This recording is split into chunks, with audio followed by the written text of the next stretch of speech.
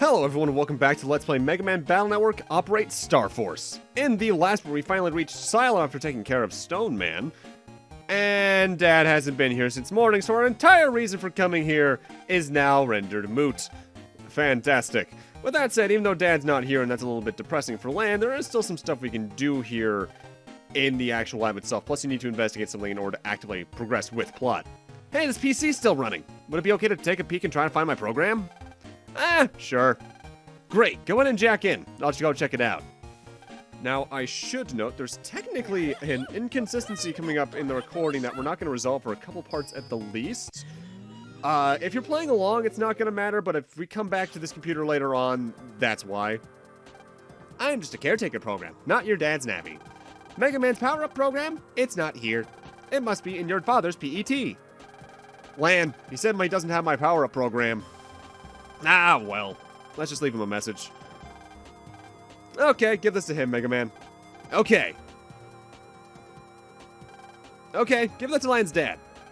I have the message for your father. Cool. Now, this item right here is the @dad. This is the reason I have to come back here later on, although I think I do that off-screen, because, frankly speaking, I hadn't saved in a while, and there was a recording snafu, and I lost some footage, so I had to come back and redo this part of the game a little bit. Now, this here is a virus machine. This can generate viruses dependent on your version, so to speak. First off, we do have a new virus here. This is the Cloudy 1. They're the Cloudy 2s from last part, but weaker. 30 damage, 120 HP. They jump up, fly down, and shoot a cloud out that travels along the column to try and damage you. It's pretty straightforward. With that said, Cloudy 1s can drop the Cloud chip and the R, O, B, and asterisk codes. And if you want to get the best code for that, which I would argue is B or asterisk, 8 or above as usual. But the virus machine changes a little bit depending on the version of the game you play. In the original Battle Network 1, it would give you a random virus from any of the dungeons you've completed in the game. Here in Operate Star Force, though, it gives a random virus from the next dungeon only. So that virus set there is something we're going to be encountering in the next plot-based area. On the next hand, though, literally, we have the Handy 2 variant of the Handy virus. 200 HP, 100 damage from their attack, and they can drop the Time Bomb 2 chip, which does, I think, 120 damage. By and large, though, they're just faster and slightly more aggressive. The annoying thing about fighting more than one Handy virus in any instance, though, is that they always will place down their bombs on different columns with a slight delay between them. So if you want to take care of all their bombs at once without getting hit by at least one of them, you're going to want something like a wide sword or something in your inventory, more than likely. With that said, not every folder is going to have that, so well. If you want to get the Time Bomb 2 chip from them, you're going to want to get a 7 or above. And I should note, actually, that is, I believe, a change they did to Operate Star Force in terms of drop rates. I believe they made it so that the best chips a virus can drop will start dropping usually from rank 8 and above instead of 9 and above. And I think you no longer need an S rank to get certain battle chips, period. That was the case in the original game, and in those cases, they were arguably the hardest chips to get in the game. With that said, though, since Dad wasn't at the office, our only option is to go home. Eventually, I believe I start cutting out longer backtracks throughout the internet or through the world like this, but because we're still so early on, and if you're playing along, you might need to learn the layouts of these places, I feel it's best to leave them in. With that said, once we get towards endgame, or post-game even, there's going to be a lot of big distance cuts. But we do have an email from Dad. Sorry I was busy when you came to visit, but I have some good news. I managed to compress the power-up program for Mega Man I was talking about. Enjoy, Dad.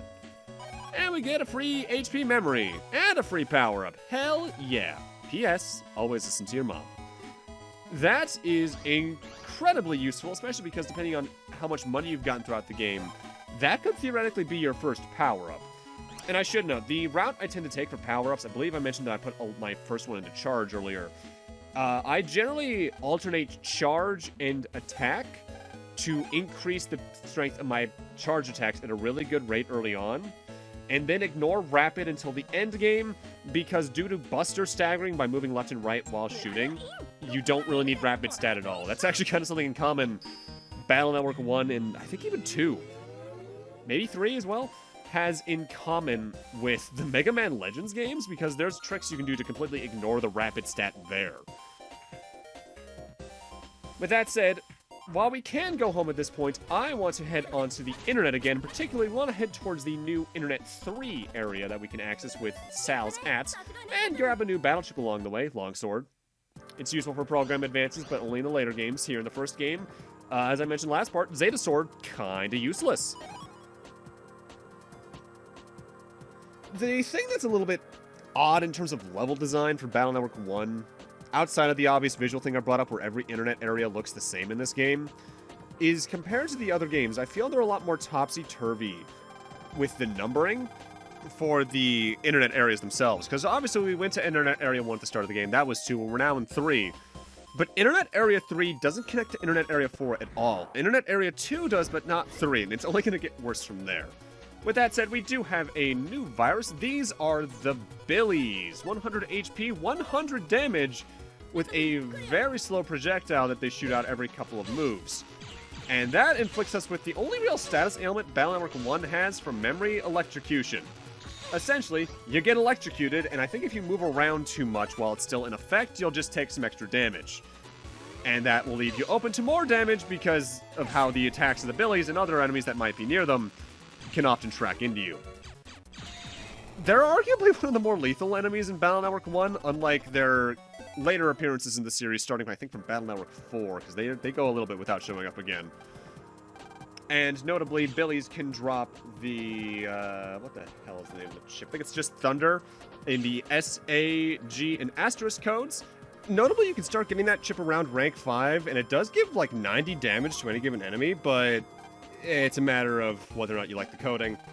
Now, this net merchant here is interesting, in that if you're playing the GBA version, there's another item here that we can't purchase and operate Star Force because that feature was outright removed.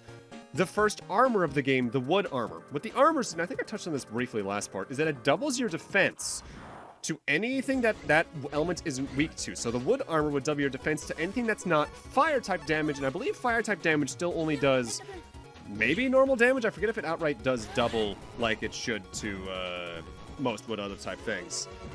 That was removed to make room for another feature in this version that we're not going to get to for a good amount of time still. So don't worry too much if you're playing Operate Star Force and you don't have it. With the other adjustments to the battle system in the game, you're not going to really need it. With that said, we do have 2 new viruses in this battle, Canodum 2s and B-Tank 2s. Canodum 2s work like Canodum 1s, only they are slightly faster and stronger, whereas B-Tank 2s have the extra caveat of firing out cross bombs rather than line bombs. So their attack, you're going to want to get to a diagonal panel from wherever you're standing when they fire it, otherwise you're going to take a hit. Unlike B-Tank 1s, who only attack to the column you're on. As for the battleships they can drop, Canodum 2s can drop the high cannon battleships in the F, G, and H codes, which is a program advance in and of itself right there. I need to get rank 5 or above for that. And the B-Tank 2s can drop the cross bomb, which does the exact same thing I mentioned in the H, D, and B codes. B code's the one you really want there, starting from rank 5. Now, here in Internet 3, we want to save because we're coming up on another boss refight. Time for us to fight Stone Man again.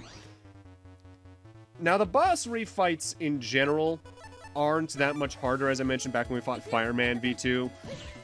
They just have a bit more HP. The big problem comes into getting... honestly, finding where they are. Because sometimes they're placed on very odd parts of any given area. Usually it's a dead end that seems like it has no purpose otherwise, but sometimes you just get rebels like Stone Man here, or one later on in the game that was added for Operate Star Force that's just in a very odd position of the map. Sometimes they try to make it so that it's in numerical order, so to speak, like in Battle Network 2 or in Battle Network 1 here, the first boss you fight in the first area of the internet, so to speak. But later on, it just gets into a matter of, why is this person located here, and God, why? And then you get Battle Network 3, which just takes that and runs with it to the nth degree on a level I can't even begin to describe, because, God, Battle Network 3 overcomplicates a lot of things because it was originally supposed to be the last game in the series.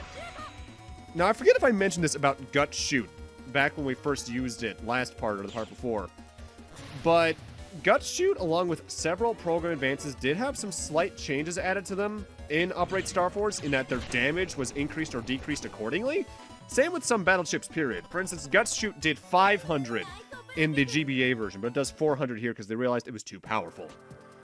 With that said, for beating Stoneman V2, we get Stoneman's own battleship.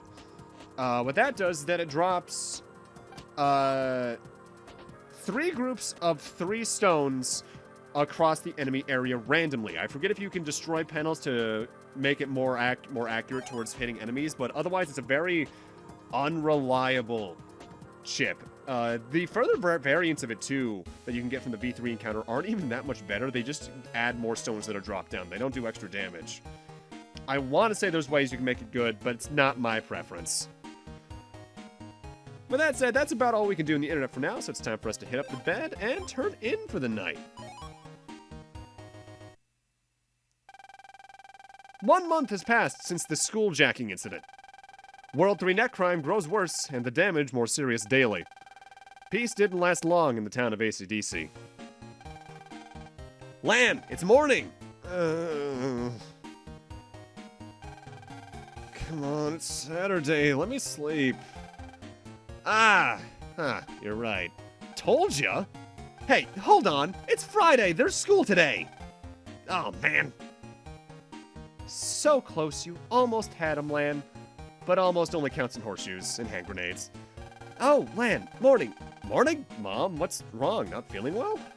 No, it's just the water's off, so no breakfast. What? But I'm hungry and thirsty. Well, there's not much your mom can do with no water. Yeah, but hey, you better get going or you'll be late. All right already. Well, that's odd and totally not going to play into the scenario at hand today. Hey, you're late. Sorry. Lan, did you have water this morning at home? What? You too? Yeah, I couldn't even wash my face this morning. Yuck. You can wash it when we get to school. I hope so. Well, something seems enormously different here. Hey, the pond! What if there's no water at school? Oh no, I hope not. Well, maybe it's just this neighborhood or something. I'm worried. I'm gonna go check. So thirsty. Hey, how are you doing, kid? I'm late again. Well, I'm just gonna make you more late, therefore making us both late, so we're both going into detention, young sir. With that said, now we need to walk to the classroom again. Later games would streamline some sections like this by just removing them, period, and warping you to where you needed to go. Depending on the game, at least, and how far you needed to go and what scenario you're in, period. It is a case where sometimes it feels more unneeded than others, so I can understand that they at least got rid of some of them, and I'm very glad, honestly. It's tough without water, but I'm tough. I'll make it. Morning. I need breakfast. What, you too, Lan? Yeah. We can't use the bathrooms. Are they broken? Or worse? Hopefully just broken. I wonder why people always have to fight and have wars. They say the chip shop's gonna open today. And that owner is Mr. You-Know-Who. Where? Oh, near the park, I think. Interesting. I'm thirsty. Should we challenge Dex to a net battle? You know what? I think by now he actually has V3 available, so yeah, let's give it a shot. That's the spirit. Don't be a crybaby if you lose here. Alright, time for Gutsman V3, who has not seen much of an HP increase. He's a little more aggressive as usual, but I do believe this is the first Gutsman fight that can drop a completely new battleship for us. In particular, I believe at the ranks of 4 and 5, Gutsman can drop the Guts Punch ship, which is a pretty straightforward battleship from memory. I think it's just you basically just punch a panel ahead of you for 60 damage, and it can knock things forward in certain games, where, like, say if there's a rock cube in front of you, you can punch that forward and it'll just fly across the screen, although I forget if it can do contact damage in this game. The big thing with it is you want to get a B code for this game's other really good program advance that rivals Gut Shoot in terms of pure usefulness, but we can't start using that for a little bit yet. Additionally, being V3, we can now also get Gutsman V2 and V3. And as is pretty standard for these kind of fights, Gutsman 2 will drop at 7 or above, Gutsman 3 at 8 or above. And you're going to want to get both because it'll just... If you're building a folder around Gut Shoot period in GBA version, you can have duplicates, so it's going to be good for that to have multiple Gutsman chips. In Operate Star Force, it's still good because that means you could have potentially 3 Gut Shoots in your folder. Although I'm going to need to look it up because I honestly forget how BN1 works in one regard. And I forget if you can have more than one of a program advance in your folder, so to speak, and use it multiple times per battle. There's some games you can do that in, some games you can't, and I forget where Battle Network 1 versus Operate Star Force falls in that spectrum. Enjoy while you can. You're going down next time, Lan. Cool. Next time is immediately because I want to get every battle chip I can for you right now just to save me for having to grind it out later. With that said, we've seen Gutsman enough at this point, so I'm just going to cut to when I get the respective battle chips I want out of him. So this is the S rank for Gutsman 3, and now to get V2. Honestly, I think I mentioned it before, but in every Battle Network game, I genuinely find V2 chips harder to get than V3 because you have to fight well, but not super well. Don't tell anyone I told you, but a kid from Class B is missing, and I smell a rat. A kidnapping? Or did they just fall asleep in bed and forget to wake up? It's a secret, okay? Sure. I'd like to begin homeroom... Teacher, we don't got no water in my house! Now be quiet, we're going to talk about that in homeroom. Class, you all know that the town water has stopped. What? Miss Mari, do we know why? We're not sure, so we don't know when it'll be fixed. Really? I'm afraid we'll have to cancel class for today. All right! Wait, don't walk around too much. You'll get thirsty. Okay. Shortest school day ever. I'm okay now, but if we don't get water soon... I wonder what the source of the problem could be. Let's go home. I need breakfast, Lan. Our parents can't help us this time either. Keep this to yourself, but everything with water in it's been stolen. There's nothing to drink anywhere. We're in trouble. Why would you tell an 8-year-old that? That seems like a legitimate thing to cause panic, because from then the 8-year-old will complain to the parents, who will complain to other parents, and from there it just grows. But still, we might not have any water, but the chip shop's probably open by now, so let's go see if we can check that out. But with that, from memory at least, I'm going to need to end this off here.